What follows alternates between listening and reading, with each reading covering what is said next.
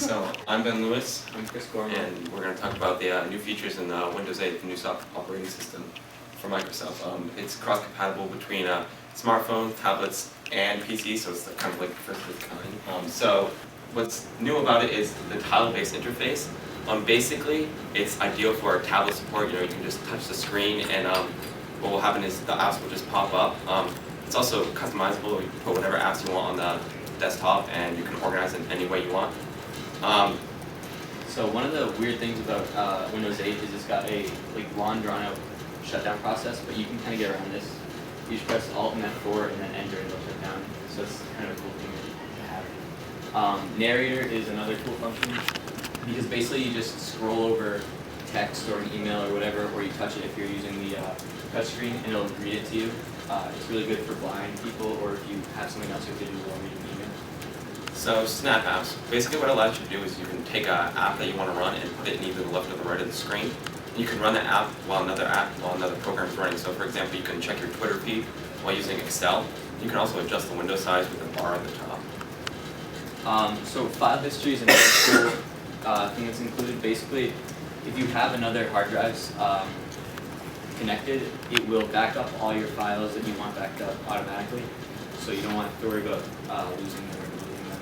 So the search function is way more convenient now. Instead of having to bring up a search bar and type, you can just start typing on the desktop, and what will happen is it'll start searching your operating system for a program or a file that meets whatever you're typing in.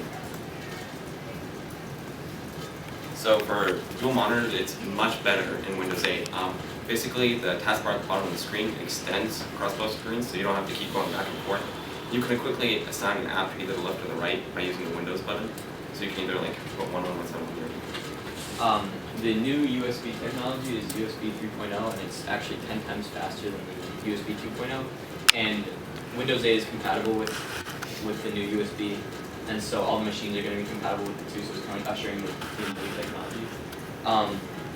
The touch version of Windows 8 also comes with two soft keyboards. A traditional QWERTY keyboard like that, and then also like the thumbs keyboard that gets split off to the sides. So Windows To Go, basically with Windows To Go you can copy the operating system settings into a USB, and when you plug it into another computer you can use those settings on that computer. And it's really good for corporations because IT can just take the settings that the company wants to use, hand it out to their employees, and that's what they can use. Another way you can kind of use settings on a different computer is through your Windows Live ID. You get one, you can make one, and when you log in on your computer, it'll save your settings. So for our sync settings, basically you link the previously mentioned Live ID with any of the other Microsoft services like SkyDrive or Xbox Live, and you can use it syncs everything together. So you can access your SkyDrive files on your Windows Live account on the operating system. So another feature is Windows Defender, which is the antivirus, anti-spyware feature.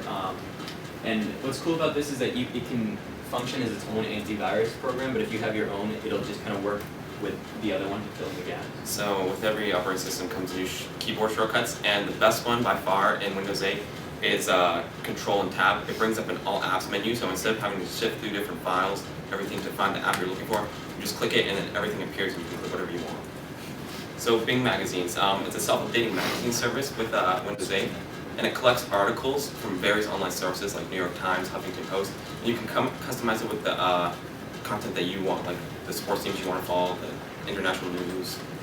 And then another cool thing is the snapshots, in-screen snapshots, because in other Windows you need to use the snipping tool. In this, you just press the Windows button and the print screen button together, and it'll just save an image right there. So one of the best features I think is Xbox Music.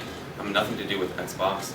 Basically, you can stream free music like Pandora, and it allows the customizability like Spotify, which you can pick whatever songs, and then like iTunes, you can download whatever songs you want. And then the last thing is just the new Internet Explorer. I know barely anyone uses it anymore, but the new one is optimized for touch, and that's more important on the smartphones and tablets because it'll function like the other ones. It'll Safari and those. So I definitely would recommend a Windows 8 operating system. Looking through it, there's a lot of features that I didn't know came with Windows 8, and it's I think, a really, really efficient operating system. Does anyone have any questions about Windows 8?